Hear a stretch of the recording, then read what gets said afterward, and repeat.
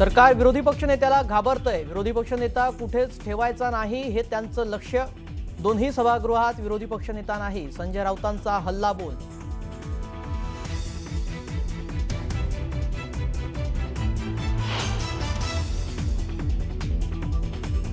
मुंबई आणि विदर्भ तोडण्याचा प्रयत्न सुरू, मात्र वेगळ्या विदर्भाचं स्वप्न पाहणाऱ्यांचा स्वप्नभंग होईल, संजय राऊतांचं मोठं विधान।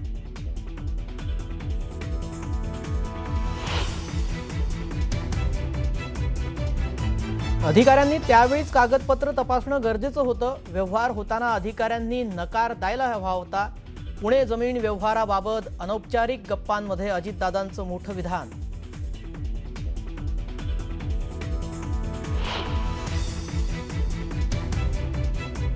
तुटेपर्यंत ताणलं गेलंय, आता थांबलं पाहिजे। रायगडच्या पालकमंत्री पदाच्या मुद्द्यावरून दादांचं अनौपचारिक गप्पात भाष्य। तर दादा एक पाऊल पुढे गेले तर आम्ही 2 पावलं पुढे जाऊ, भरत गोगावलेंचं मोठं विधान।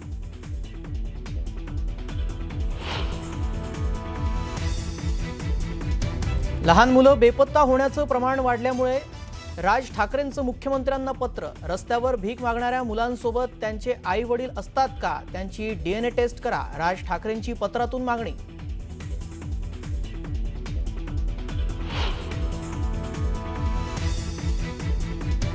पालघरवर पूर्वीपासूनच गुजरातचा डोळा।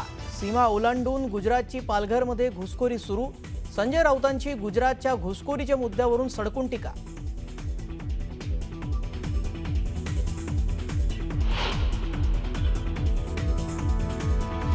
मुंबई पुणे एक्सप्रेसवेवर ट्रॅफिक जाम। वीकेंडमुळे दोन्ही लेनवर मोठ्या प्रमाणात वाहनांची कोंडी।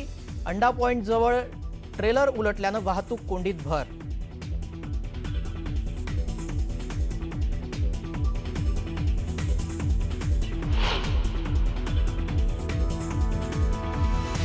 प्राडाचा महाराष्ट्र आणि कर्नाटकातील महामंडळासोबतचा करार वादात सापडण्याची शक्यता। कर्नाटकला सहभागी करून घेण्यास कर्मचाऱ्यांचा विरोध। कराराविरोधात हायकोर्टात धाव घेण्याचा चर्मकारांचा निर्णय।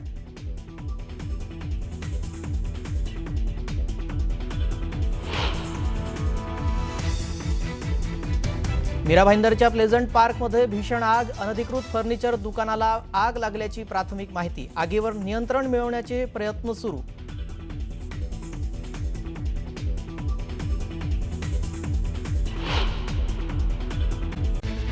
जागतिक ब्रँड असलेल्या प्रादानं कोल्हापुरी चप्पल बाबत महाराष्ट्रातील लिटकॉम आणि कर्नाटकातील लिटकार या महामंडळांशी करार केलेला, मात्र हा करार वादात सापडण्याची चिन्ह आहेत।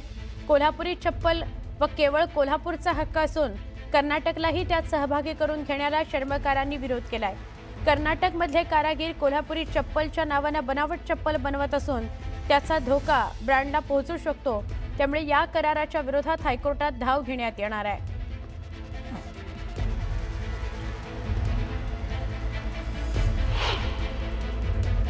कर्नाटक हे मुळात पहिल्यापासून फसवेगिरी बनावटगिरी करते कोल्हापुरी चप्पलच्या बाबतीत। हजारो वर्षाचा इथे इतिहास आहे। कोल्हापुरी चप्पल ही छत्रपती शाहूराजाच्या नगरीमध्ये बनलेली आहे, जग प्रसिद्ध झालेलं आहे। आणि ह्यांनी मिलीभगत करून जे काही केलेलं आहे ते संपूर्ण बनावट केलेलं आहे। त्याला आमचा पूर्ण कारागिरांचा उत्पादकांचा पूर्ण विरोध राहणार आहे। आणि ह्यांनी जो करार केलेला आहे तो पब्लिक केलेला नाही। आणि कर्नाटकला घेऊन जसं महाराष्ट्र सीमा प्रश्न भिजत टाकलेला आहे तशाच पद्धतीनं हे डुप्लिकेशन होणार आहे। त्यामुळे याला आमचा प्रचंड विरोध होणार आहे। संसदीय लोकशाहीमध्ये सभागृहात मग महानगरपालिका असेल, जिल्हा परिषदा असतील, नगरपालिका असतील, विधानसभा आणि संसदेमध्ये विरोधी पक्षनेता असणं ही लोकशाहीची गरज आहे। संविधानाची सुद्धा ती आवश्यकता आहे।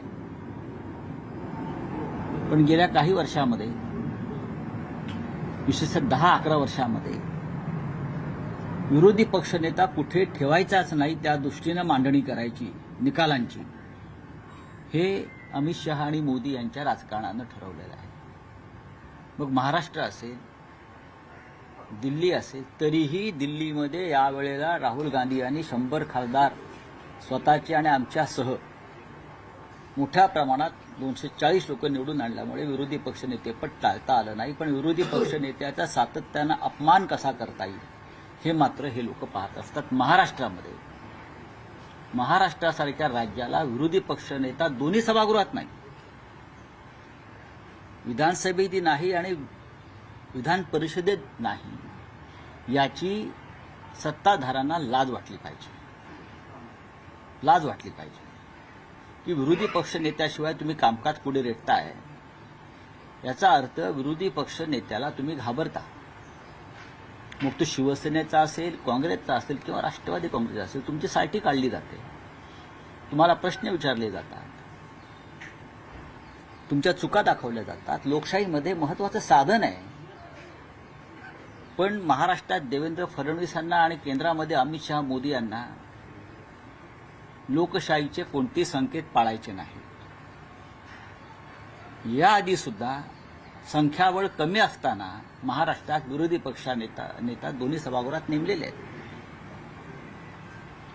संसदेमध्ये भाजपचे सुद्धा अत्यंत कमी लोक असताना सुद्धा विरोधी पक्षनेता नेमलेला आहे. राहुल गांधी विरोधी पक्षनेता असल्यामुळे भारतीय जनता पक्षाचे जे धिंडवडे निघत आहेत त्याच्यामुळे अमित शहापासून सगळे हादरलेले आहेत. वंदे मातरमवरच्या चर्चेमध्ये आपण ते पाहिलं.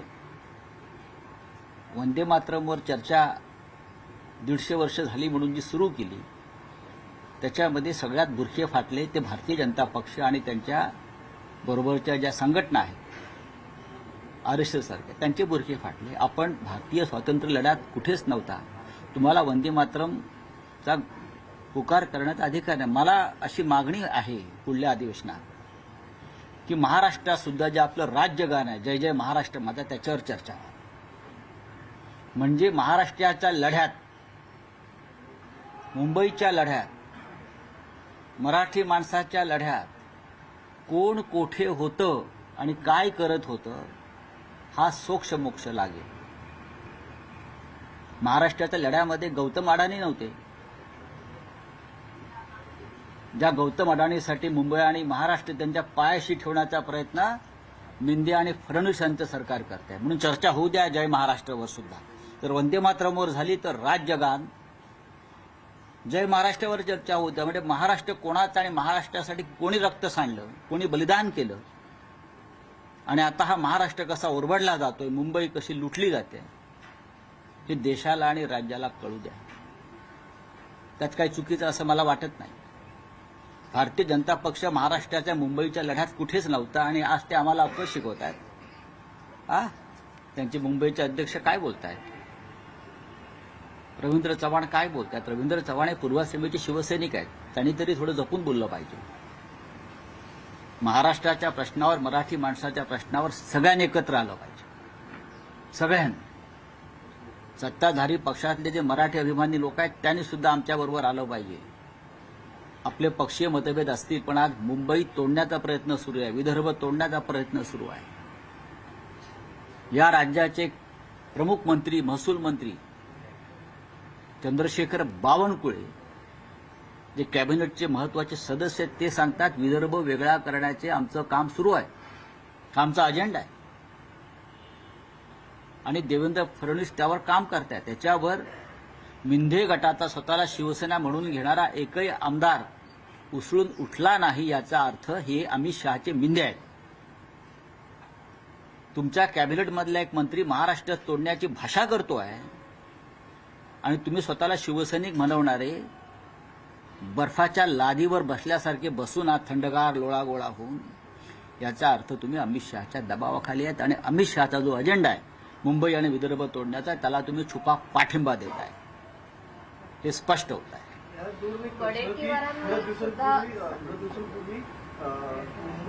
महाराष्ट्र आणि गुजरातच्या बॉर्डरवर देखील पालघरमध्ये गुजरात पूर्णपणे घुसलेलं आहे. प्रत्येक ठिकाणी महाराष्ट्रावर आक्रमण होत आहे, अतिक्रमण होत आहे. पालघरच्या सीमा ओलांडून गुजरातनं आतमध्ये प्रवेश केले पालघरच्या दिशेनं. ते अजून पुढे येतील कारण सगळे ठेकेदार तिथे काम करणारे हे त्यांचे आहेत. कधी काळी संयुक्त महाराष्ट्राच्या निर्मितीच्या वेळी त्यांनी पालघरवर दावा सांगितला होता. डांग, उंबरगाव, डहाणू, पालघर हे त्यांच्या गुजरातच्या अजेंड्यावर आहे. म्हणून त्यांनी बुलेट ट्रेन पालघरमधून काढलेली आहे. त्याच्यामुळे महाराष्ट्राला डोळ्यात तेल घालून लक्ष ठेवावं लागेल. महाराष्ट्राला म्हणजे फडणवीस सरकारला नाही. फडणवीस सरकार गुजरातचं मिंद आहे. आम्हाला सगळ्यांना, आपल्याला सगळ्यांना. सर, आपण जर बघितलं, विदर्भाच्या बाबतीत जे बावनकुळे बोलतायत त्याला वडेट्टीवार सुद्धा एक प्रकारे समर्थन देत आम्ही वडेट्टीवारांना अजिबात या संदर्भात काँग्रेसच्या भूमिकेला फार महत्व देत नाही. यापूर्वी सुद्धा काँग्रेसचा आणि आमचा ह्याच्यावरती वाद झालेला आहे. महाराष्ट्र अखंड एकसंघ राहावा या संदर्भात काँग्रेसमधल्या वरिष्ठ नेत्यांचं सहमती आहे. मात्र त्याच वरिष्ठांकडे आपण जाऊ, दिल्लीमध्ये काही होत नाही. असं वाटतं.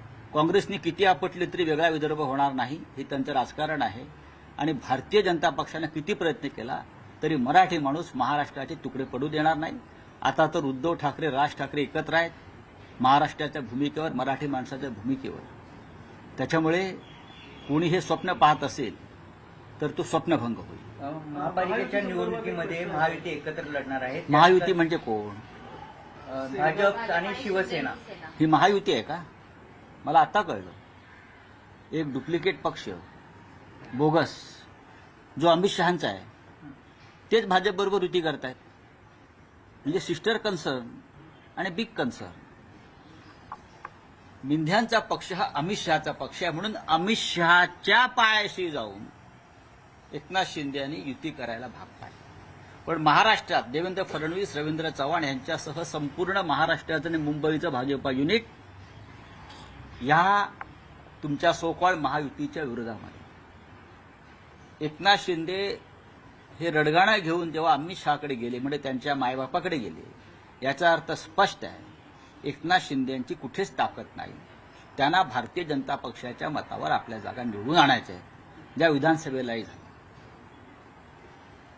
शिंदेची जर ताकद असती तर एवढे अपमान होऊन प्रदेशाध्यक्षाकडून ते रडत गेले नसते अमित शहाकडे. आणि अमित शहांचं राजकारण याच्यामध्ये असं आहे, त्यांना देवेंद्र फडणवीसांना चेकमेट करायचं आहे. म्हणून ते एकनाथ शिंदेला ताकद द्यायचा प्रयत्न करतात. त्यांना फडणवीसांची ताकद वाढू द्यायची नाहीये. त्यांना फडणवीसांना दिल्लीच्या दिशेने येऊ द्यायचं नाहीये. याच्यामुळे महाराष्ट्रात त्यांना शिंदेच्या गुंत्यामध्ये अडकून ठेवायचं आहे. एकनाथ शिंदेची कुठेही ताकद नाही. मी वारंवार सांगतोय, भारतीय जनता पक्षाच्या मतांवर त्यांना आलेली ही सूज आहे आणि पैसे, यंत्रणा. बाकी एकनाथ शिंदे आणि त्यांच्या पक्षाला कुठेही स्थान नाही. अमित शहाचे इंजेक्शन आहे, टॉनिक. बाकी काय आहे एकनाथ शिंदे? निवडणुका आता होत आहेत आणि 2 ठाकरे एकत्र आले त्याची भीती आहे.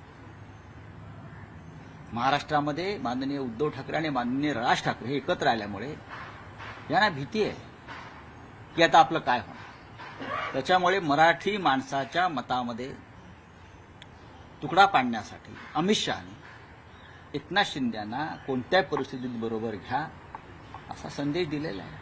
खरं म्हणजे महाराष्ट्रातलं भारतीय जनता पक्षाचं जे संघटन आहे ते या महायुतीच्या विरोधामध्ये. पण आपण